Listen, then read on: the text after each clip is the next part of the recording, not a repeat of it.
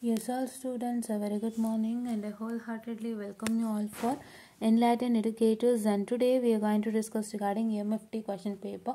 So, ಮೊನ್ನೆನೇ ಮಾಡಬೇಕಾಗಿತ್ತು ಆಗಿಲ್ಲ, so ಇವತ್ತು ಮಾಡ್ತಿದ್ದೀನಿ. Very sorry for the delay. And ಏನು ಅಂತ ಹೇಳಿದ್ರೆ ಈ ಸಲ EMFT question paper or electromagnetic theory question paper was a bumper question paper to you all. ಓಕೆನಾ? ತುಂಬ ಜನ ಕಷ್ಟ ಕಷ್ಟ ಕಷ್ಟ ಅಂತ ಯಾರು ಅನ್ಕೊಂತಿದ್ರಿ, ದಯವಿಟ್ಟು ಕಷ್ಟ ಅಲ್ಲ, ಸುಲಭನೇ ಇತ್ತು, ನೀವು ಶ್ರಮ ಹಾಕಿರ್ತಾರೆ. Fine, yeah, the first thing ಓಕೆನಾ. ಆ್ಯಂಡ್ ದ ಸೆಕೆಂಡ್ ಥಿಂಗ್ ಏನಪ್ಪ ಅಂತ ಹೇಳಿದ್ರೆ, ನಿಮಗೆ ಕರೆಕ್ಟಾಗಿ ಈಗ ನಾನು ಯಾವುದೇ ಮಾಡೆಲ್ ಅಂತ ಡಿಸ್ಕಸ್ ಮಾಡಲ್ಲ, ಫಸ್ಟು ಮೇನ್ ಥಿಂಗ್ ಎಕ್ಸ್ಪ್ಲೈನ್ ಮಾಡಿಬಿಡ್ತೀನಿ ನೋಡಿ.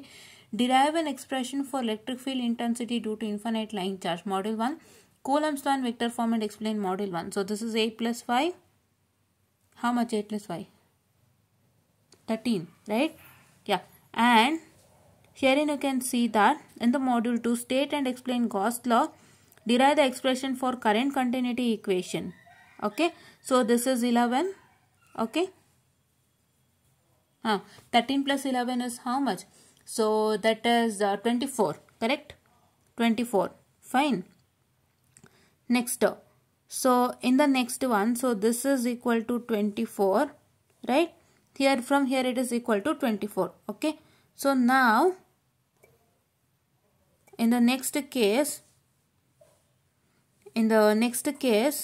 ನಾವು ನೋಡೋದಾದ್ರೆ ಇಲ್ಲಿ ನೋಡ್ತಾ ಇರ್ಬೋದು, derive an expression for magnetic field H due to infinite straight long line using Biot-Savart's law. 10 ಆಯಿತು. So 24 plus 10 is equal to 34. Correct? Next, 34 ಅಲ್ವಾ? Next, see here in the next case, so in the what I can say, the model number 4. So the model number 4ಅಲ್ಲಿ ನಿಮ್ಗೆ ಏನಾಗ್ತಿದೆ ಅಂತ ಹೇಳಿದ್ರೆ, ಕರೆಕ್ಟಾಗಿ ಗಮನ ಇಟ್ಟು ನೋಡ್ಕೊಳ್ಳಿ. This question in model number 4, this question and Lorentz force equation and the force between. Once again 7 plus 5, we had 34. So what is 7 plus 5? So 7 plus 5 is nothing but what I can say the this one 12. Okay, 12. So 34 plus 12 is equal to 46. 46 ಬಂದಿದೆ ಅಲ್ವಾ? So 46 ಬಂದಿದೆ. So 46 ಬಂತು ಈಗ. So 46 ಬಂತು. ಇಲ್ಲ ಅಂತ ಹೇಳಿದ್ರೆ you can consider this question also. ಇದನ್ನು ಕನ್ಸಿಡರ್ ಮಾಡ್ಬೋದು. ಇದನ್ನು ಕನ್ಸಿಡರ್ ಮಾಡಿದಾಗ ಸೊ ಇವಾಗ ನಮಗೆ 34 ಏನೋ ಇತ್ತಲ್ವಾ? 34 ಏನೋ ಇತ್ತು. ಇವಾಗ ನಾವು ಹೆಂಗೆ ಕ್ಯಾಲ್ಕುಲೇಟ್ ಮಾಡಿದ್ವಿ? 12 ಕ್ಯಾಲ್ಕುಲೇಟ್ ಮಾಡಿದ್ವಿ. ಇದರಲ್ಲಿ ಎಷ್ಟು ಬರುತ್ತೆ? 13 ಬರುತ್ತೆ. ಸೊ 13 ಬಂದಾಗ 47 ಬರುತ್ತೆ. ಓಕೆನಾ? 47 ಬರುತ್ತೆ. So let's keep 47 only. 45 and 47 anything is acceptable. And next ಏನು ಮಾಡ್ತೀರಪ್ಪ ಅಂತ ಹೇಳಿದ್ರೆ, here you can see that this is 8 plus 6. 8 plus 6 ಅಷ್ಟು? Just nothing but 14, right? 14. If you consider 47 plus 14, 62. Correct? 62 ಬಂತು. ಈಗ ನಾನು ಅದನ್ನೇನೆ if I am taking it as, just a minute, sorry for the distraction. Okay. If I consider, ಇಲ್ಲಿ ನೋಡ್ಕೋಬಹುದು, this is also 8 and this is 7. So 8 plus 7 is 15, right? If I consider 47 plus 15,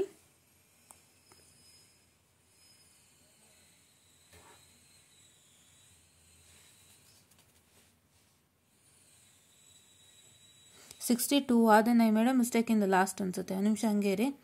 so ಇದರಲ್ಲಿ ಎಷ್ಟಾಯಿತು? So 8 plus 6 ಅಲ್ವಾ? So 8 plus 6 is nothing but 14. Correct? 8 plus 6 is nothing but 14. So then, okay, 11. Then it is 61 and 62 respectively, right? This is 61 and 62 respectively. ಓಕೆನಾ? So ಈಗ ನೀವು ಗಮನಿಸೋದಾದರೆ ಒಟ್ಟು ಥಿಯರಿಯಿಂದ 62 marks ಬಂದಿದೆ. 62 marks ಬಂದಿದೆ. ಕರೆಕ್ಟಾ? So then this a bumper paper for you all, right? Bumper question paper ಹೌದಾ ಅಲ್ವಾ? ಹೌದು ತಾನೆ? Bumper question paper. ಓಕೆನಾ? Ya, this is what as one thing. ಆಯ್ತಾ? ಸೊ ನೆಕ್ಸ್ಟ್ ಥಿಂಗ್ ಏನಪ್ಪ ಅಂದರೆ,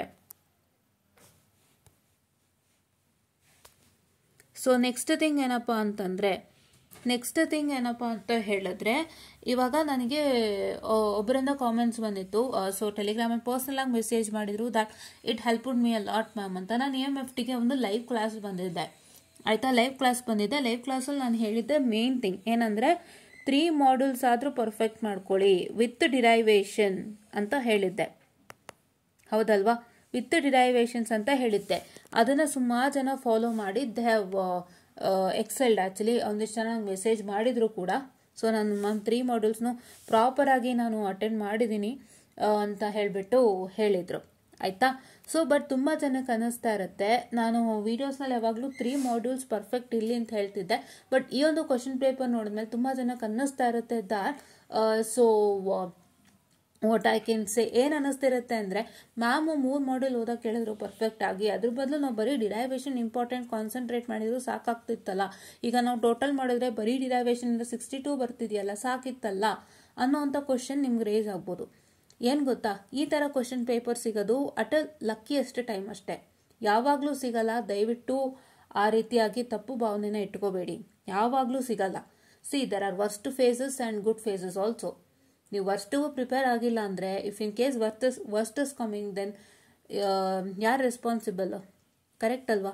ಹೂಸ್ ಹೆಲ್ಡ್ ರೆಸ್ಪಾನ್ಸಿಬಲ್ ಗೈಸ್? ನೀವುಗಳೇ ರೆಸ್ಪಾನ್ಸಿಬಲ್ ಆಗ್ತೀರಾ. ನೀವುಗಳು ಎರಡಕ್ಕೂ ರೆಡಿ ಆಗಬೇಕು. ಇವಾಗ ನಮಗೆ ಗೊತ್ತಿಲ್ಲ ಹೆಂಗೆ ಬರುತ್ತೆ ಅಂತ. ಸೊ ನಾನು ಪಾಸಿಬಿಲಿಟಿ ಎಲ್ಲ ಥರದಿಂದನೂ ಹೇಳಿದ್ದೀನಿ. And I also told that you have to practise derivations also without fail. Derivations important ಅಂತ ಹೇಳಿದ್ದೆ, ಹೌದಲ್ವಾ? ಸೊ ಡಿರೈವೇಷನ್ನು ಇಂಪಾರ್ಟೆಂಟು ಅಂತ ಹೇಳಿದ್ದೆ ಅಲ್ವಾ? ಸೊ ಹಾಗಾಗಿ ನೀವು ಅದನ್ನು ಕೂಡ ಮಾಡ್ಕೊಬೇಕಾಗುತ್ತೆ. ಸಿ, ನಾನು I am not telling anything wrong, I am telling you the good and the worst phases where both has to be prepared. ಇಲ್ಲಾಂದರೆ ಕಷ್ಟ ಆಗುತ್ತೆ. This my own experience. Good and worst ಎರಡಕ್ಕೂ ರೆಡಿ ಇದ್ದಾಗ so ನಮಗೆ good ಬಂತ ಸಂತೋಷ, ಇನ್ನೊಂಚೂರು ನಾವು ವಿಷಯ ತಿಳ್ಕೊಳಂಗೆ ಆಗುತ್ತಷ್ಟೇ. ಏನು ನಿಮ್ಮ ಟೈಮ್ ವೇಸ್ಟ್ ಆಗಲಿಲ್ಲ ಅಲ್ವಾ? ನಾಲೆಡ್ಜ್ ಗೇನ್ ಆಯ್ತಲ್ವಾ? That's all. ಕರೆಕ್ಟ್. ಸೊ ಅದೊಂದು ನಾನು ಆಪ್ನದಲ್ಲಿ ಇಟ್ಕೊಳ್ಳಿ. ಅದನ್ನು ಫಸ್ಟೇ ಕ್ಲಿಯರ್ ಮಾಡ್ಬಿಡ್ತೀನಿ. ಯಾಕೆಂದರೆ ತುಂಬ ಜನ ಹಂಗೆ ಅನ್ಕೊಂಬಿಡ್ತಾರೆ, ಸಡನ್ನಾಗಿ ಅನ್ಕೊತಾರೆ, ಓ ಮ್ಯಾಮ್ ಹೇಳ್ಬಿಟ್ಟಿದ್ರು ಎಲ್ಲ 3 ಪರ್ಫೆಕ್ಟಾಗಿ ಓದಿ ಅಂತ, ನಾವು ಮಾಡಿದೋದಕ್ಕೆ ಎಷ್ಟು ಈಸಿಗೆ ಬಂತು ಅಂತ ಅನ್ನಿಸ್ತಿರುತ್ತೆ. ಸೊ ಅದನ್ನು ನಾನು ಕ್ಲಿಯರ್ ಮಾಡ್ತಾ ಇದ್ದೀನಿ, ಓಕೆನಾ? ಆ್ಯಂಡ್ ಇಲ್ಲಿ ನೀವು ನೋಡ್ತಾ ಇರ್ಬೋದು, almost all the questions are given at a direct point ಅಂತ ಹೇಳ್ಬೋದು. ಎಲ್ಲೂ ಟ್ವಿಸ್ಟ್ ಇಲ್ಲ, ಟ್ರಿಲ್ ಇಲ್ಲ. No twist and thrill. So ಎಲ್ಲ ಡೈರೆಕ್ಟಾಗಿ ಕ್ವಶನ್ಸ್ ಕೊಟ್ಟಿದ್ದಾರೆ. And all the questions are from ಸೆ Duncan V Gowda sir material only. ನೀವೆಲ್ಲ ಡಂಕನ್ ವಿ ಗೌಡ ಸರ್ ಮೆಟೀರಿಯಲ್ನ ಓದಿದ್ರೆ ಎಲ್ಲ ಪ್ರತಿಯೊಂದು ಕ್ವಶನ್ ಕೂಡ ಡಂಕನ್ ವಿ ಗೌಡ ಸರ್ದೇ ಬಂದಿದೆ. ಆ್ಯಂಡ್ ನಾನು ಒಂದಿಷ್ಟು ಕಾನ್ಸೆಪ್ಟ್ಸ್ಗಳನ್ನ ನಿಮ್ಮ ಹತ್ರ ಹಂಚ್ಕೊಂಡಿದ್ದೆ. ಏನು ಕಾನ್ಸೆಪ್ಟ್ಸ್ನ ಹಂಚ್ಕೊಂಡಿದ್ದೆ? ಅಂದರೆ ನಿಮ್ಮ PUC ಓದಿರೋಂಥ ಕಾನ್ಸೆಪ್ಟ್ಸ್ನ ಹಂಚ್ಕೊಂಡಿದ್ದೆ. ಯಾವ್ಯಾವ್ದು ಹಂಚ್ಕೊಂಡಿದ್ದೆ?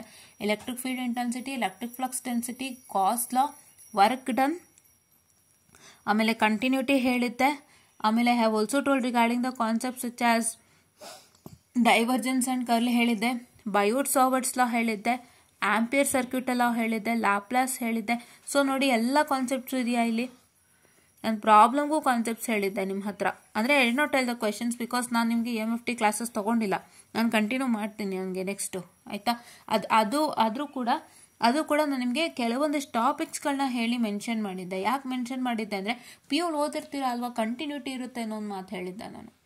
ಯಾಕೆಂತಂದರೆ ಇವಾಗ ಹೊಸದಾಗಿ ಓದ್ತಾ ಇದ್ರೆ ನಿಮ್ಗೆ ಅದು ತುಂಬ ಹೊಸದಾಗಿ ಅನಿಸುತ್ತೆ. PUCನಲ್ಲಿ ಓದಿದಾಗ ಎಲ್ಲ ಥರದ್ದು ಒಂಚೂರು ಕನೆಕ್ಟ್ ಆಗಬಹುದು. ಆ್ಯಂಡ್ ನಿಮ್ಗೆ ಏನಾಗುತ್ತೆ ಅಂದರೆ, ಎಷ್ಟೋ ಸತಿ if you finding these concepts as difficult, ಇದು ನಂಗೆ ತುಂಬ ಡಿಫಿಕಲ್ಟು, ನಂಗೆ ಗೊತ್ತಾಗ್ತಿಲ್ಲ ಅಂತನ್ನೋರಿಗೆ PUCದು ಎಲ್ಲರೂ ಒಂಚೂರು ಇಂಟಿಗ್ರೇಟ್ ಮಾಡಿ ಬರೋದ್ರೂ marks ಸಿಗುತ್ತಲ್ವ.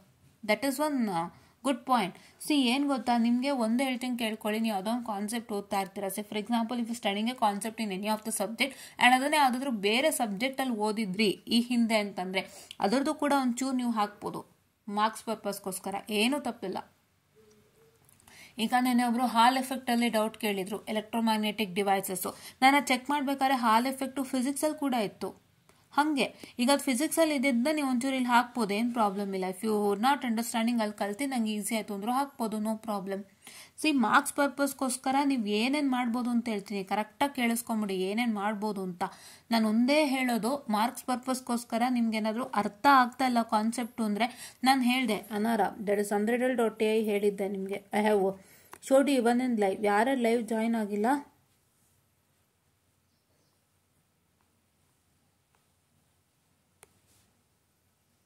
okay, I'm sorry for the distraction.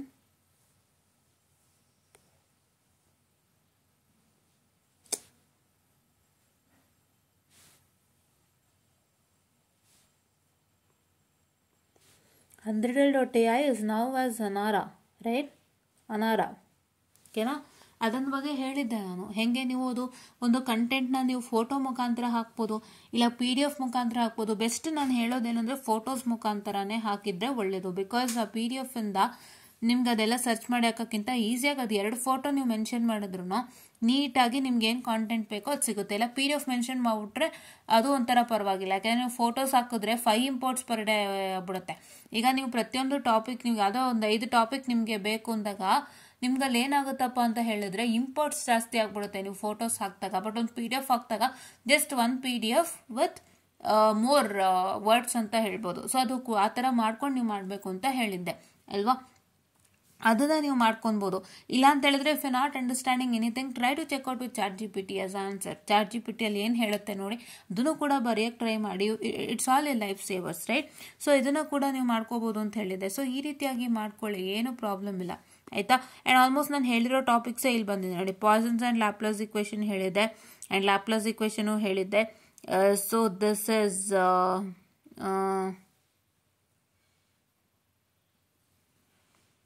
ಇದು ಯಾವುದು ಗಾಸ್ ಲಾ ಬಗ್ಗೆ ಹೇಳಿದ್ದೆ. ಇದು ಅದರದ್ದೇ ಒಂದು ಪ್ರಾಬ್ಲಮ್ ಇದೆ. ಆ್ಯಂಡ್ ಕಂಟಿನ್ಯೂಟಿ ಕರೆಂಟ್ ಇಕ್ವೇಷನ್ ಹೇಳಿದ್ದೆ. ಸೊ ಇವೆಲ್ಲನೂ ನಾನು ಹೇಳಿದ್ದೆ. ಸೊ ಹಾಗಾಗಿ ಆಲ್ಮೋಸ್ಟ್ ಇದರಲ್ಲೇ ಬಂದಿದೆ, ಬೇರೇನೂ ಬಂದಿಲ್ಲ. PUC ಕಾನ್ಸೆಪ್ಟ್ಸ್ ಎಲ್ಲ ಆಲ್ಮೋಸ್ಟ್ ಇಲ್ಲಿದೆ ನೋಡಿ. ಬಯೋಟ್ ಸಾವರ್ಟ್ಸ್ ಲಾ ಮೇಲೆ ಹೇಳಿದ್ದೆ, ಅದೊಂದಿತ್ತು. ಆ್ಯಂಡ್ ಆಂಪಿಯರ್ ಸರ್ಕ್ಯೂಟಲ್ ಲಾ ಮೇಲೂ ಕ್ವಶನ್ಸನ್ನು ಕೇಳಿದ್ದಾರೆ ಇಲ್ಲಿ, ಹೌದಲ್ವಾ? ಅದ್ರ ಮೇಲೂ ಕ್ವಶನ್ಸನ್ನು ಕೇಳಿದ್ದಾರೆ. ಸೊ ಹಾಗಾಗಿ ನಾನು ಏನು ಹೇಳ್ತೀನಿ ಅಂತಂದರೆ, ಫಸ್ಟ್ ಮೇನ್ ಥಿಂಗ್, ನಾನು ಈ ಪೇಪರ್ನ ರಿವ್ಯೂ ಮಾಡ್ತಾ ಇದ್ದೀನಿ ನಾಟ್ ಪ್ರಾಪರ್ಲಿ, ಬಿಕಾಸ್ ನಾನು ನಿಮಗೆ ಕ್ಲಾಸಸನ್ನು ತೊಗೊಂಡಿಲ್ದೇ ಇರೋ ಕಾರಣದಿಂದಾಗಿ ಅಷ್ಟು ಡೀಟೇಲ್ ಆಗಿ ನಾನು ರಿವ್ಯೂ ಮಾಡೋಕ್ಕೆ ಹೋಗ್ತಾ ಇಲ್ಲ. ಬಟ್ ಒಂದು ಮೇನ್ ಥಿಂಗ್ ನಾನು ಹೇಳೋಕ್ಕೆ ಇಷ್ಟಪಡ್ತೀನಿ, ಏನೇ ಆಗಲಿ ದಯವಿಟ್ಟು ಯಾವುದನ್ನು ಲೂಸ್ ಮಾಡ್ಕೊಳಕ್ಕೆ ಹೋಗ್ಬೇಡಿ. ಬಿಕಾಸ್ ಈ ಐಡಿಯಾ ನಮಗಿರಲಿಲ್ಲ ಆವಾಗ. ಆ್ಯಂಡ್ ನಮ್ಗೆ ಹೆಂಗೆ ಇರ್ತಿತ್ತು ಅಂದರೆ, ನಾವು ಸುಮ್ಮನೆ ಬ್ಲಾಂಕ್ ಆಗಿ ಓದ್ತಾ ಇದ್ವಿ, ಏನೂ ಗೊತ್ತಾಗ್ತಾನೆ ಇಲ್ಲ. ನನಗಂತೂ specially I was completely reading as blank. So ಈಗ ಇದನ್ನು ಮಾಡಿದ್ರೆ ಈ ಥರ ಬರುತ್ತೆ, ಅದನ್ನು ಮಾಡಿದ್ರೆ ಈ ಥರ ಆಗುತ್ತೆ. ಸೊ ಹಿಂಗೆ ಮಾಡಿದಾಗ ಈಸಿಯಾಗಿ ನಾವು ಅದರಿಂದ ಆಚೆ ಬರ್ಬೋದು ಅನ್ನೋ ಥರ ಐಡಿಯಾನೂ ನಮ್ಮ ಹತ್ರ ಇರಲಿಲ್ಲ. ಆ್ಯಂಡ್ ನನ್ನ ಹತ್ರ ಇರಲಿಲ್ಲ ಸ್ಪೆಷಲಿ. ಸೊ ಏನಕ್ಕೆ ಅಂತ ಹೇಳಿದ್ರೆ, ಇವತ್ತು ತುಂಬ ನಿಮ್ಮ ಅಕ್ಕಪಕ್ಕನೇ ನೋಡ್ಕೊಳ್ಳಿ, ನಿಮ್ಮ ಫ್ರೆಂಡ್ಸೇ ಇರ್ತಾರೆ, ಎಲ್ಲ ಗೊತ್ತಿದ್ರು ಹೇಳಲ್ಲ. ಲಾಸ್ಟಲ್ಲಿ ಅವ್ರಿಗೆ ನನಗೆ ಅದು ಗೊತ್ತಿತ್ತು, ನಿಂಗೆ ಶೇರ್ ಮಾಡಿದೆ ಅಲ್ವಾ, ಬಂದಿತ್ತು ಅಂತ ಅವ್ರವ್ರ ಗುಂಪಲ್ಲಿ ಮಾತಾಡ್ಕೊಂಡಾಗ ಹೌ ಆಲ್ ಯು ಫೀಲ್ ನನಗೆ ತುಂಬ ಚೆನ್ನಾಗಿ ಗೊತ್ತು. ಸೊ ಈ ಥರ ಇರೋಂಥ ಒಂದು ಕಾಲದಲ್ಲಿ ನಮ್ಗೆ ಅವಾಗ ಅಷ್ಟು ಇದೇ ಇರಲಿಲ್ಲ, ಯಾರು ಗೊತ್ತಿದ್ರೂ ಶೇರ್ ಮಾಡ್ಕೊತಿರ್ಲಿಲ್ಲ. ಇವತ್ತಿಗೂ ಹಾಗೆ ಇದೆ. Because everybody has their own desires to make sure that ನಾನು ಗೆಲ್ಲಬೇಕು, I don't want others to win ಅನ್ನೋ ಥರ ಇದೆ ಇವತ್ತು. ಕರೆಕ್ಟ್ ಅಲ್ವಾ? ಸೊ ಆ ಥರನೂ ಇರುವಾಗ ಒಂಥರ ಏನಾಗೋಗಿತ್ತು ಅಂದರೆ, ಹೇಗೆ ಮಾಡಬೇಕು ಏನು ಅನ್ನೋದು ನಮ್ಗೆ ಐಡಿಯಾನೂ ಇರಲಿಲ್ಲ. ಅವಾಗ there was no ChatGPT, lack of YouTube. ಸ್ವಲ್ಪ ಕಡಿಮೆ ಇತ್ತು ಯೂಟ್ಯೂಬ್ ಚಾನಲ್, ಆವಾಗ್ತಾನೆ ಚಿಗುರ್ತಾ ಇತ್ತು. ಬಟ್ ಒನ್ ಥಿಂಗ್ ಇಸ್, ಅವರು ವಿಡಿಯೋಗಂತ ಮಾಡ್ತಿರ್ಲಿಲ್ಲ. ನಾವು ಜಸ್ಟ್ ಕಾನ್ಸೆಪ್ಟ್ ಅರ್ಥ ಮಾಡ್ಕೋಬೇಕಿತ್ತು. We have to study on our own. But ಈಗ ನಿಮಗೆಲ್ಲ ಡೆವಲಪ್ಡ್ ಆಗಿದೆ. ನಮ್ಮಂಥ ಯೂಟ್ಯೂಬರ್ಸ್ ನಾವು we are coming. It is not only me I am coming here. Many other YouTubers are coming in to make sure that to help VTube people, and many other many other students are having a good initiative to start with these kinds of channels. So ಇದರ ಎಲ್ಲ ಇದೆ, ನಿಮಗೆ ChatGPT opportunity ಇದೆ. And you also have an opportunity to make a content very less. So ನಿಮ್ಮ ಕಂಟೆಂಟ್ಗಳನ್ನ ತುಂಬ ಕಡಿಮೆ ಮಾಡ್ಕೊಳ್ಳೋಕೆ ಒಂದು ಅವಕಾಶ ಇದೆ, ಎಲ್ಲ ರೀತಿಯಾದಂಥ ಒಂದು ಅವಕಾಶ ಇದೆ. ಕಡಿಮೆ ಅಂತ ಹೇಳಿದ್ರೆ to make sure that it's easily understandable, easily known, ಎಲ್ಲನೂ ಈಸಿಯಾಗಿ ಅರ್ಥ ಆಗೋ ಥರ ಒಂದು ಮಾಡ್ಕೊಳ್ಳೋವಂಥ ಒಂದು ಅವಕಾಶಗಳಿದೆ. ಆ್ಯಂಡ್ ನಿಮಗೆ ಇವಾಗ ಕ್ವಿಜ್ಲೆಟ್ ಬಂದಿದೆ, ಕ್ವಿಝಸ್ ಮಾಡ್ಕೊಡುತ್ತೆ, ಕ್ವಶನ್ಸ್ ಮಾಡ್ಕೊಡುತ್ತೆ. ChatGPT will also make you questions. And then you have an YouTube summariser also. ಒಂದು ಯೂಟ್ಯೂಬ್ ವಿಡಿಯೋ ಹಾಕ್ತು ಅಂದರೆ 85 ಇದೆ, ವೇರ್ ಯೂಟ್ಯೂಬ್ ವಿಡಿಯೋನ ಈಸಿಯಾಗಿ ಸಮರೈಸ್ ಮಾಡಿಕೊಡುತ್ತೆ. If you have been known regarding 85 app ನನ್ನ ಹತ್ರ ಇದೆ, ಬಟ್ ಅದು you have to make a payment guys.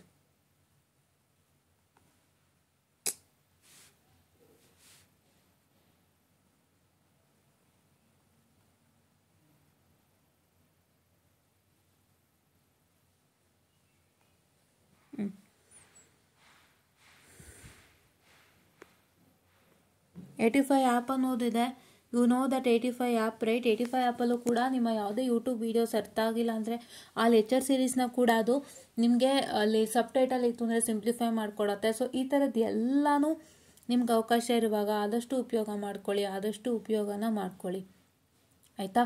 ಆದಷ್ಟು ಉಪಯೋಗವನ್ನು ಮಾಡ್ಕೊಳ್ಳಿ. ಸೊ ದಟ್ ತುಂಬ ಅಂದರೆ ತುಂಬ ಹೆಲ್ಪ್ ಆಗುತ್ತೆ. ನಾವು ಕೂಡ ಎಲ್ಲೋ ಒಂದು ಟೈಮ್ ಮಿಸ್ ಮಾಡ್ಕೊಂಡಿರ್ತೀವಿ, ಅದನ್ನು ದಯವಿಟ್ಟು ಮಿಸ್ ಮಾಡ್ಕೋಬೇಡಿ. ಒಂದು ಏನಾಗುತ್ತೆ ಪ್ರಾಬ್ಲಮ್ ಅಂತ ನಾನು ಓಪನ್ ಆಗಿ ಹೇಳ್ತಾ ಇದ್ದೀನಿ, ನಿಮ್ಮ ಎಕ್ಸಾಮಿನೇಷನ್ ಟೈಮಲ್ಲಿ ನಿಮಗೆ ಟೆನ್ಷನ್ ಸ್ಟಾರ್ಟ್ ಆಗುತ್ತೆ, ಮಿಕ್ಸ್ಡ್ ಫೀಲಿಂಗ್ ಸ್ಟಾರ್ಟ್ ಆಗುತ್ತೆ, ಒಂದು ಥರದ ಹಿಂಸೆ ಸ್ಟಾರ್ಟ್ ಆಗುತ್ತೆ, ಯೋಚನೆಗಳು ಸ್ಟಾರ್ಟ್ ಆಗುತ್ತೆ.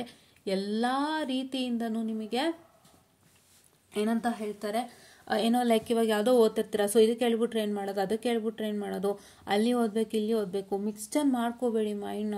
ಅದು ನನ್ನ biggest problem. That's making me go like ಒಂದು ಸ್ಟೆಪ್ ಬ್ಯಾಕ್ ಆಫ್ ಎಕ್ಸಾಮ್ಸ್ ಅಂತಲೇ ಹೇಳ್ತೀನಿ. ಅದನ್ನು ದಯವಿಟ್ಟು ನೀವು ಮಾಡ್ಕೋಬೇಡಿ. ಯಾಕೆ ಅಂತ ಹೇಳಿದ್ರೆ ಅದು ಮಾಡೋದ್ರಿಂದ ನಿಮಗೆ ಹಿಂಸೆ. ಕೊನೆಯಲ್ಲಿ ಕ್ವಶನ್ ಪೇಪರ್ ನೋಡಿದಾಗ ಒಂದೇ ತಲೆಗೆ ಅನಿಸುತ್ತೆ, 3 ಮಾಡ್ಯೂಲ್ ಪರ್ಫೆಕ್ಟ್ ಮಾಡಿದ್ರು ಸಾಕಾಗ್ತಿತ್ತಲ್ಲ, ಯಾಕೆ ಅದಕ್ಕೆ ಹೇಳ್ತಾರೆ ಇದಕ್ಕೆ ಹೇಳ್ತಾರೆ ಅಂತ ತಲೆ ಕೆಡಿಸ್ಕೋಬೇಕು ಅಂತ. ಆ ಥರ ತಲೆ ಕೆಡಿಸ್ಕೊಳ್ಳೋದ್ರಿಂದ ಅರ್ಥನೇ ಇಲ್ಲ ಗೈಸ್, ಆ ಥರ ತಲೆ ಕೆಡಿಸ್ಕೊಳ್ಳೋದ್ರಿಂದ ಅರ್ಥನೇ ಇಲ್ಲ.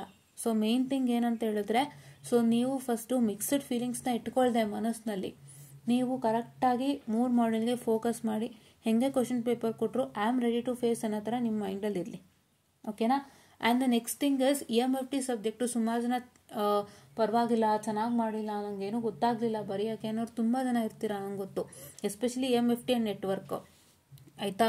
DSP ಕಡಿಮೆ, ಸ್ವಲ್ಪ ಕಡಿಮೆ DSP ಆ್ಯಂಡ್ ಅದರ್ಸ್, ಬಟ್ ಇದು ಸ್ವಲ್ಪ ನಂಗೆ ಗೊತ್ತಿರೋಂಗೆ EMFT ಮತ್ತು NAನೇ ಸ್ವಲ್ಪ ಸಬ್ಜೆಕ್ಟ್ಗಳಂತಲೇ ಹೇಳ್ಬೋದು, ಪ್ರಾಬ್ಲಮ್ ಅಂತಲೇ ಹೇಳ್ಬೋದು.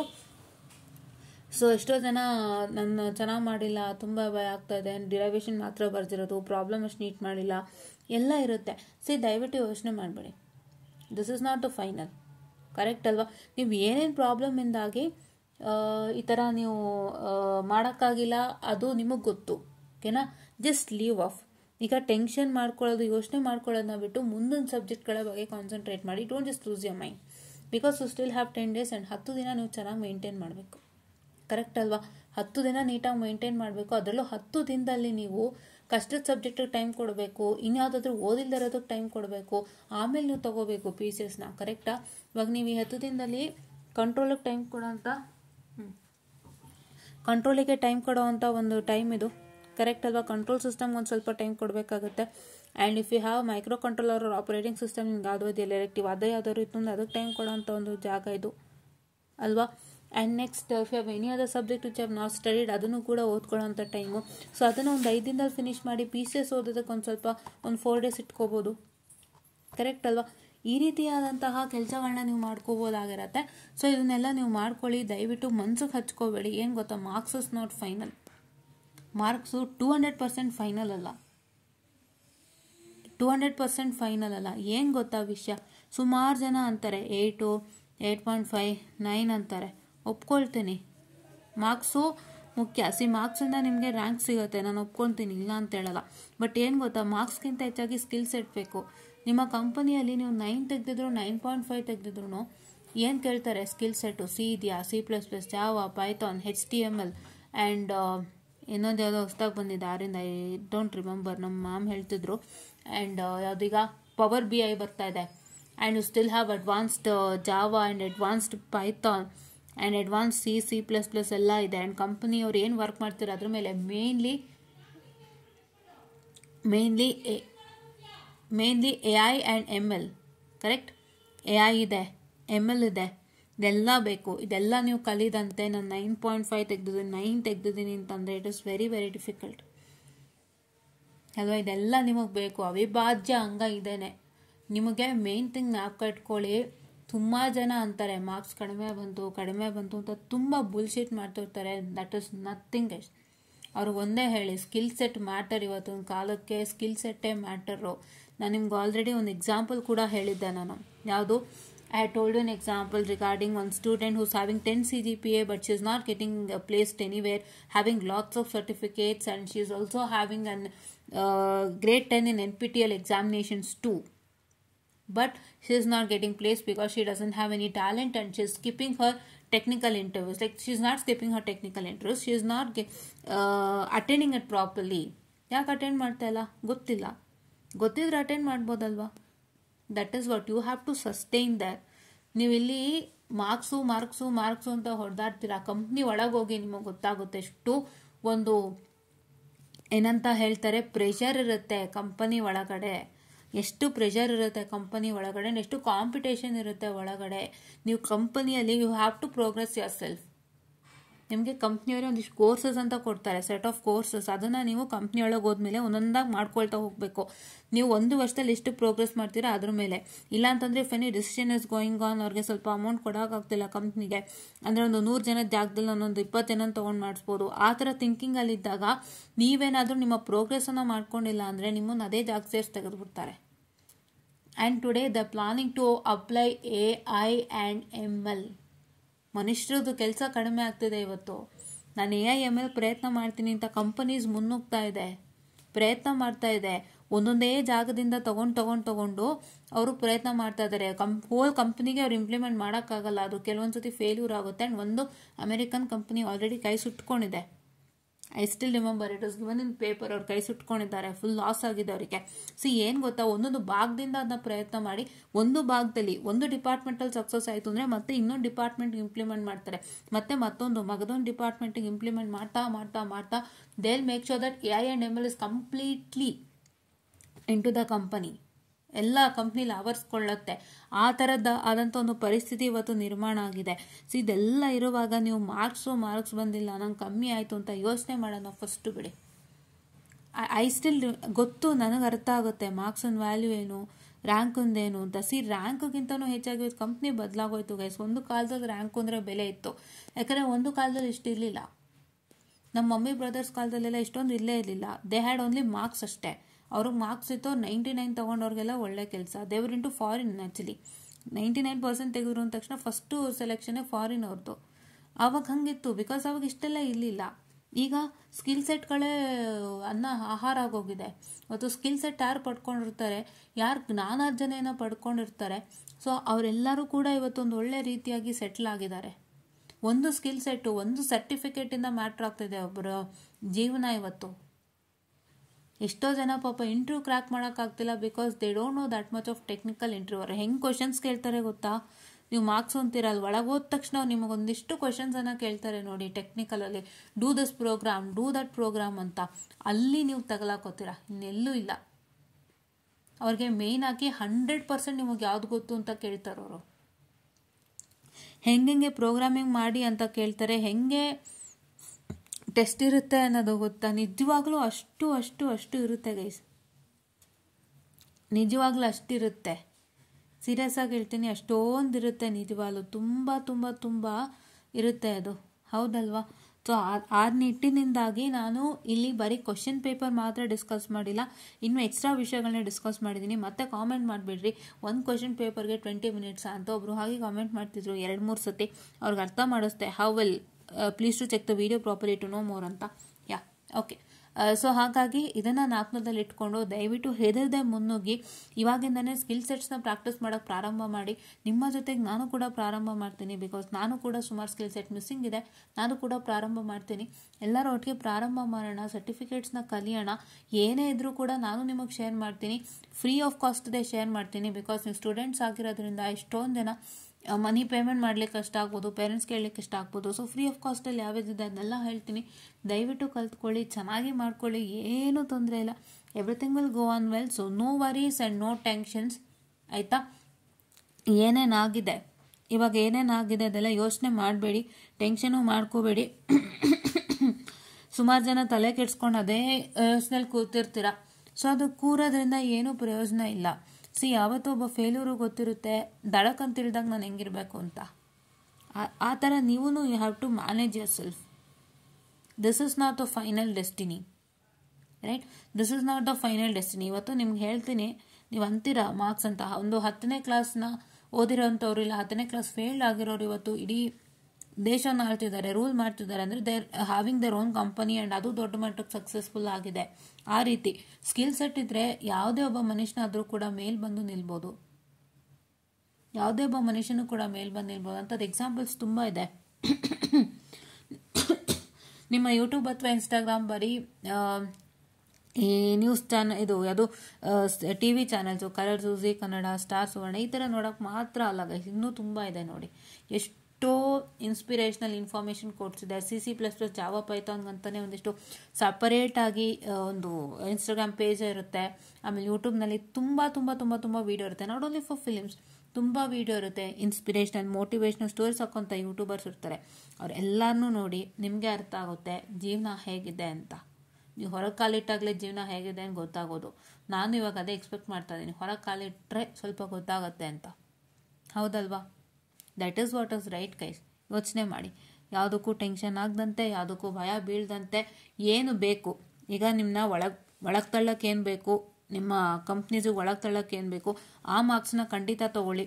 ಸ್ಕಿಲ್ ಸೆಟ್ ಜಾಸ್ತಿ ಇಟ್ಕೊಳ್ಳಿ, ಈಸಿಯಾಗಿ ಕೆಲಸ ತೊಗೊಳ್ಳಿ, ಚೆನ್ನಾಗಿ ಮಾಡ್ಕೊಳ್ಳಿ, ಅಷ್ಟೇ. ನಾನು ಅದೇ ಹೇಳೋದು, ಆಯಿತಾ?